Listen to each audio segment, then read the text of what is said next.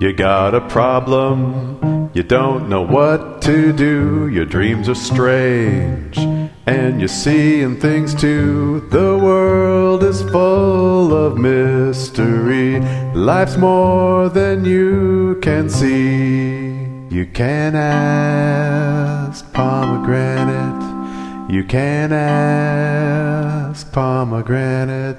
She's a priestess. My name's Star. I'm a priestess and a witch in Portland, Oregon. And my question is, well, let's start it this way. My brother-in-law is a very religious, born-again Christian and believes that paganism and witchcraft is the mark of the devil. But I have to go and visit him from time to time and his family, because my mother-in-law's up there, and of course she's highly tolerant, and that's fine. And my husband is always nervous that I'm going to spill the beans and let it out that I'm a witch and I'll never be able to go back to see these guys again. And so I want to know, how do I respect my husband's concerns and yet still remain true to myself and who I am in the face of intolerance? This is an interesting question, because it's one of those questions where you have to kind of pan for the gold. You have to sift through. You have to sift through to find out what is the actual problem here. There's a lot of ways that you could react to this. You could react to your brother-in-law's intolerance and his closed-mindedness and his witch when people are intolerant and closed-minded. And I would love to say right now that closed-mindedness and intolerance is a part of the human psyche. It is not, cannot be blamed on any one religion. We can't go, oh, the Christians, they're so closed-minded and intolerant. You can find it in every religious practice, spiritual practice. It's just a thing humans like to do. And they do it because they're afraid. Their fear is up, and they are unable to manage their fear in any way that makes them feel resolved about it. So they, what we do, I've done this, you've done this, I know you've done this in small ways, haven't you? And I've certainly done it, where what happens is you feel afraid, and so you try to find rules. It's like, well, that was scary. Let me get a rule so I can organize the world, because the world feels too chaotic and too scary and too dangerous to me. So I'm going to get a rule. I'm going to get that rule, and that rule is going to organize the world around me. Yay, I feel organized, right? And then what happens? Well, the nature of the universe is the beautiful dance between chaos and sublime patterns. That's the nature of it. It goes back and forth. And so when you make a rule and you try to organize that and make it stay. If earthquakes teach us anything, you can't make anything stay. So you make it stay, and then of course chaos seeps in. So what do? You make another rule. And then, of course, that happens again. So you make another rule, more rules. Every time chaos seeps in, you need another rule to control. Eventually, and of course, this has the opposite effect of calming. It actually makes you feel more fearful and more afraid and more anxiety-ridden, which is a part of what's happening to people right now as we go through this intense transition that the planet's undergoing, is people feel out of control and afraid. And so you're going to see more closed-mindedness, control, and bigotry as we go.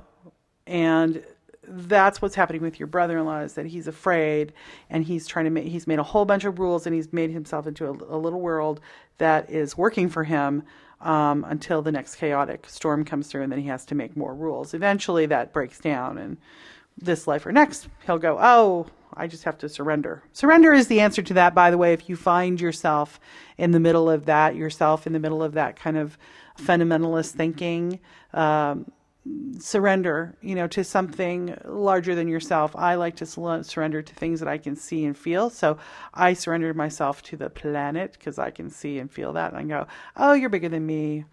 I surrender to you. You got me here. It certainly wasn't by my will that I got born or grew. I'm not able to age by my will. I'm aging because the planet takes care of my body and lets me age and will one day release me. So So you could address that, his fundamentalism, and you could even be confrontative if you want to. And you would, and that's fine. There's nothing wrong with that. That could be a good thing, but you'd have to know why. So your question is, my question for you would be, what's my intention? What do I want out of this? The other thing that could be a little piece of gold that might be going on is it could be your husband's also fearful. He's afraid of his brother. And clearly he's afraid of losing his relationship with his brother. So that's a meaningful relationship to him. And he's also afraid of losing his relationship to you. And so he's operating out of his fears too. So there's that nugget. What do we do with your husband? He's being afraid of losing his brother and losing you. And he's decided, your husband has decided that there's a conflict there. I don't know that there is. It's just what he's decided. Nobody's talked about it, so we don't know. Nobody's delved into it. So is there a conflict there? Then there's the other nugget, which is, do you get to be who you truly are in your life? And that might be the issue. So you got to look at these. These are the three primary issues. I always want to start with myself. So what's wrong with me that I feel like what's wrong with me that I'm feeling nervous about this? What do I need? What's going on with me? What's my intention? Is your intention is it your work to always be out and proud of every part of who you are, and everybody should know about it right away? It's not like it's your sexuality. So if it was your sexuality, I'd be like, you know what? The guy's got to deal with it. We're not hiding sexuality. It's too fundamental to who we are. But on the other hand, do you talk to everybody about your religion immediately? I mean, is it really everybody's business? If it is, then like me, right? That's my business. It is my business. I'm pretty out with it. I don't tell everybody immediately, hi, I'm Pomegranate, I'm a witch and a priestess. Let's do a psychic reading. Like, I don't do that. I have, mundane parts of my life that are more about, just having a dance, going and dancing, and ordering a hamburger. And like, I would like a hamburger and I'm a priestess and a witch, in case you were wondering, no. But I don't hide it either, obviously. So you have to ask yourself, what's my intention? What's going on with me? Then you go to the next closest relationship, which is, what's going on between me and my husband? Why is he afraid that I'm going to wreck his relationship with his brother? What can I find out about this fear he has about losing his brother? Is this actually nothing to do with me and all to do with his relationship with his brother? And then the closer you are to a person, that's the sooner they come into the picture. Sounds like you're not very close to the brother. It sounds like you don't spend much time with him because he's far away. I think I heard you say that. Or maybe I'm picking it up psychically. So you don't have that much interaction. It's pretty limited. He sounds like he's fairly close-minded. It sounds like your family holidays will turn into a confrontation. If that's okay with you, and that's weighing that against being out to him is more important, that you're true to yourself, which it might be, and I encourage you, if it is, then come out and just tell your brother, your husband, he's going to have to figure out how to handle that things change. And after all, your husband picked you. You're the one he picked. You're his problem to deal with because he married you, he picked you. So you got to take that in and let him handle the fact that he picked you, To a certain extent, that's his problem. And really the problem, as I see it, when I look at this, I go, there's two problems that you need to look at. One is the problem, three. The problem between you and yourself and how you feel about yourself and your strength and courage to be who you are. And when you don't want to expose things. Because if you're bothered by not exposing it, then there's a problem. If you're not bothered by it, it's no big deal. All right? And that's how you know, because you're bothered. I mean, there's plenty of people who I don't immediately tell, but I'm not bothered by that. So then the next problem is between you and your husband, which is he's fearful of you, the reality of who he married, who he fell in love with. And, you guys need to work on that a little. And then there's the problem between your husband and his brother, and that's actually only a little bit your business. That's like, honey, that's your problem between you and your brother. Can you work it out? Because you married me.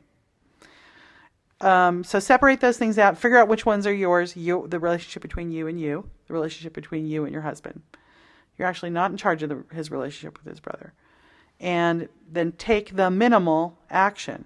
What is the smallest thing you can do to repair the relationship with yourself? And what is the smallest thing you can do to repair your relationship with your husband so that he lets you be yourself?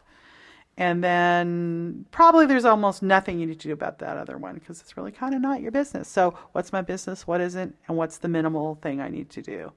That's what I would suggest. Thanks for the call. To leave a question for me, dial 520-222-9922. 520-222-9922. Visit my website at AskPomegranate.com. You can ask Pomegranate. She's a